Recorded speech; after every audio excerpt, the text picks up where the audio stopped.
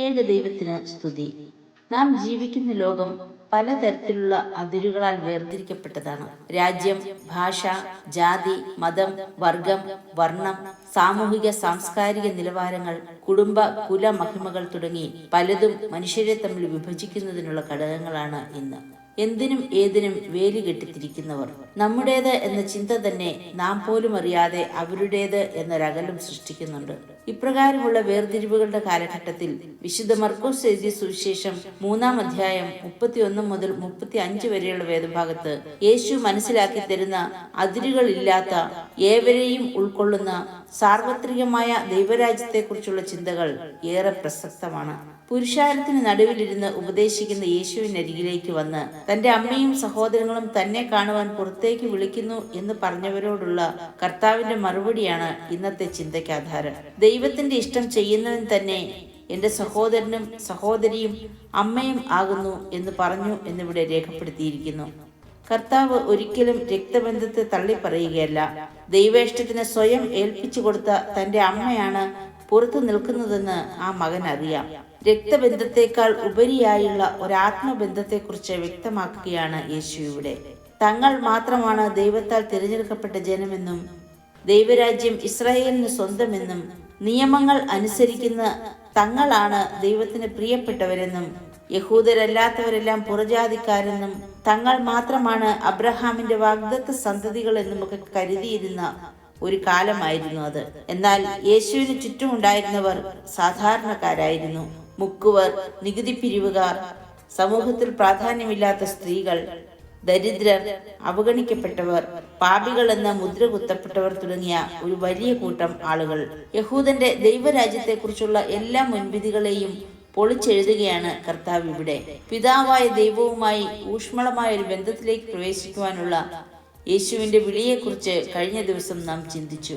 ഇവിടെയും ദൈവരാജ്യം ഒരു രാഷ്ട്രത്തിന്റെയോ ജാതിയുടെയോ കുടുംബത്തിന്റെയോ സ്വന്തമല്ല. അതൊരു ഭാഷയിലോ സംസ്കാരത്തിലോ ഒതുങ്ങുന്നതുമല്ല. സാർവത്രികമായ ഒന്നാണെന്ന് ഓർമ്മപ്പെടുത്തുകയാണ് കർത്താവ്. എല്ലാവർക്കും വേണ്ടി തുറന്ന സ്നേഹവും നീതിയും അടിസ്ഥാനമായ ദൈവരാജ്യം ഒരു ആത്മീയ കുടുംബ ബോധ്യം നൽകുകയാണ്. സർവ്വജനതയ്ക്കും സർവ്വദേശങ്ങളിലും സർവകാലങ്ങളിലേക്കുമുള്ളതാണത്. മതപരമായ അതിരുകൾ തകർത്ത് മനുഷ്യരെ ഒരു ആത്മീയ കൂട്ടമായി ഒന്നിപ്പിക്കുന്നതാണ് ദൈവരാജ്യം എന്ന് പറയാം. ദൈവരാജ്യം എല്ലാവർക്കും ഉള്ളതാണ് എന്ന് പറയുവാനും പ്രസംഗിക്കുവാനും ഒക്കെ എളുപ്പമാണ്. എന്നാൽ എനിക്കിഷ്ടമുള്ളവർ മാത്രം അതിലുണ്ടായിരിക്കണം എന്നല്ലേ പലപ്പോഴും നാം ഓരോരുത്തരും ആഗ്രഹിക്കുക. നമ്മുടെ ഹൃദയവിശാലത എങ്ങനെയുള്ളതാണ്? ഇതര മതസ്ഥരും നമ്മെ വിമർശിച്ചവരും സാമൂഹികവും സാമ്പത്തികവും കുടുംബപരവുമായൊക്കെ താഴ്ന്നവരും നാം അകറ്റി നിർത്തിയവരും ഒഴിവാക്കി നിർത്തിയവരുമൊക്കെ ദൈവത്തിന്റെ വിളിയെ സ്വീകരിക്കുന്നത് നമുക്ക് ഉൾക്കൊള്ളുവാൻ കഴിയുന്നുണ്ടോ? 1 ശമൂവേൽ 18-ാം അധ്യായത്തിൽ രാജകുമാരനായ യോനാഥാൻ ആട്ടിടയനായ ദാവീദിനെ സ്വന്തം പ്രാണനെ പോലെ സ്നേഹിക്കുന്നതും ഒരിക്കലും വേർപെടുത്താനാവാത്ത വിധം ഒരാത്മബന്ധം അവിടെ രൂപപ്പെടുന്നതും നാം വായിക്കുന്നു. ഉയർച്ച താഴ്ചകൾ ഓർക്കാതെയുള്ള സാർവത്രികത. ദൈവരാജ്യത്തിൽ പങ്കാളികളാകുക എന്നത് അത്ര എളുപ്പമായ കാര്യമല്ല. അതിനായി ജന്മാവകാശമോ പാരമ്പര്യ വിശ്വാസമോ സഭയിലെയോ മറ്റോ തിരിച്ചറിയൽ കാർഡോ അംഗത്വ കാർഡോ ശുപാർശ കത്തോ കൈക്കൂലിയോ ഒന്നുമല്ല ആവശ്യം. ദൈവത്തിന്റെ ഇഷ്ടം ചെയ്യുക എന്നതാണ് വേണ്ടത്. നമുക്ക് ഇന്നിതിന് സാധ്യമാകുന്നുണ്ടോ എന്ന് ചിന്തിക്കേണ്ടത് ആവശ്യമാണ്. ദൈവേഷ്ടത്തിനായി നമ്മെ തന്നെ വിട്ടുകൊടുക്കുമ്പോൾ അത് നമ്മുടെ അഹങ്കാരത്തെ തകർക്കുന്നു, മാനുഷിക പദ്ധതികളെ പൊളിച്ചു കളയുന്നു, മതപരവും സാമൂഹികവും കുടുംബപരമായും ഒക്കെയുള്ള സുരക്ഷിതത്വത്തിന് ഇളക്കം തട്ടുന്നു. ദൈവരാജ്യത്തിന്റെ സാർവത്രികത ഒരു ജീവിത വിളിയാണ്. ദൈവത്തിന്റെ മക്കളായി തീരുവാൻ യഹൂദനെന്നോ യവനനെന്നോ ദാസൻ സ്വതന്ത്രൻ ആണ് പെണ്ണ് എന്നിങ്ങനെയൊന്നും വ്യത്യാസമില്ലെന്നും നാം എല്ലാവരും അബ്രഹാമിന്റെ സന്തതിയും വാഗ്ദത്ത പ്രകാരം അവകാശികളും ആകുന്നു എന്ന് ഗലാത്യ ലേഖനത്തിൽ പൗലോസ് അപ്പോസ്തലൻ ഓർമ്മിപ്പിക്കുന്നു.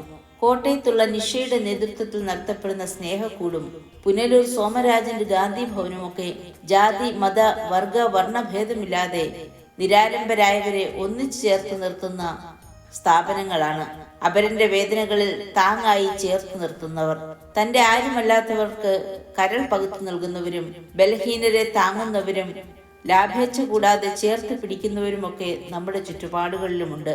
ആലിൻ ഷെറിൻ എബ്രഹാം എന്ന 10 മാസം പ്രായമുള്ള കുഞ്ഞിന്റെ മരണശേഷവും 5 പേർക്ക് പുതുജീവനേകാൻ മനസ്സിലെ ദുഃഖം കടിച്ചമർത്തി തങ്ങളുടെ പൊന്നോമനയുടെ അവയവങ്ങൾ ദാനം ചെയ്ത മാതാപിതാക്കൾ ഈ ദിവസങ്ങളിൽ വാർത്തകളിൽ നിറഞ്ഞു നിൽക്കുന്നുണ്ട്. എല്ലാവരെയും ഉൾക്കൊള്ളുന്ന, ചേർത്ത് നിർത്തുന്ന, മതിൽക്കെട്ടുകൾ തകർത്തു കളയുന്ന ദൈവരാജ്യത്തിന്റെ ഭൂമിയിലെ ചെറിയ പതിപ്പുകളാണ് ഇവരെല്ലാം.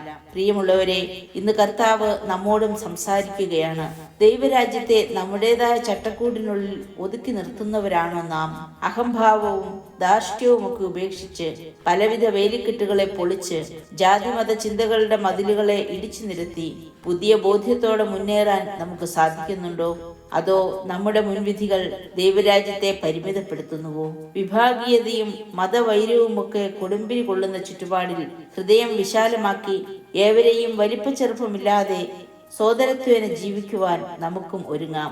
ദൈവ ഇഷ്ടം ചെയ്യുവാൻ ഈ നോമ്പിന്റെ ദിനങ്ങളിൽ നമ്മെ തന്നെ ഒന്ന് ഏൽപ്പിച്ചു കൊടുക്കാം. വിഭാഗീയതയും മതവൈരവും ഒക്കെ കൊടുമ്പിരി കൊള്ളുന്ന ചുറ്റുപാടിൽ ഹൃദയം വിശാലമാക്കി ഏവരോടും വലിപ്പച്ചെറുപ്പമില്ലാതെ സോദരത്വേന ജീവിക്കുവാൻ നമുക്കും ഒരുങ്ങാം. ദൈവ ഇഷ്ടം ചെയ്യുവാൻ ഈ നോമ്പിന്റെ ദിനങ്ങളിൽ നമ്മെ തന്നെ ഒന്ന് ഏൽപ്പിച്ചു കൊടുക്കാം. യോഹന്നാൻ അപ്പോസ്തലൻ തന്റെ ദർശനത്തിൽ പറയുന്നു, സകല ജാതികളിലും ഗോത്രങ്ങളിലും വംശങ്ങളിലും ഭാഷകളിലും നിന്നുള്ളതായി ആർക്കും എണ്ണിക്കൂടാത്ത ഒരു മഹാപുരുഷാരം വെള്ള നിലയങ്കി ധരിച്ച് കയ്യിൽ കുരുത്തോലയുമായി സിംഹാസനത്തിനും കുഞ്ഞാടിന് മുമ്പാകെ നിൽക്കുന്നതും ഞാൻ കണ്ടു. പ്രാർത്ഥിക്കാം. പ്രിയ പിതാവേ, തിരുവിഷ്ടപ്രകാരം ജീവിപ്പാനും വേർതിരിവുകളില്ലാതെ എല്ലാവരെയും ഉൾക്കൊണ്ട് അവിടുന്ന് വിഭാവന ചെയ്യുന്ന ദൈവരാജ്യത്തിൽ അംഗങ്ങളാകുവാനും ഞങ്ങളെയും സഹായിക്കണമേ. ആമേൻ.